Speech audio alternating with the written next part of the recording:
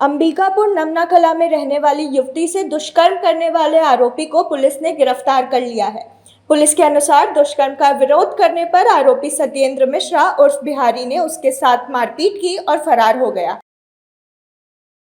थाना गांधीनगर में अपराध क्रमांक 719/24 धारा 64(1) 115 बीएनएस के तहत में मामला दर्ज किया गया था, जो कि दुष्कर्म का मामला था। इसमें आरोपी की जो थी वो पतासाजी की जा रही थी, जिसमें कि पतासाजी दौरान जो है आरोपी सत्येंद्र मिश्रा उर्फ बिहारी थाना डुमरिया जिला गया बिहार का रहने वाला है। हाल मुकाम नमना कला में, उम्र करीबन 23 साल है, जो कि मजदूरी का काम करता है।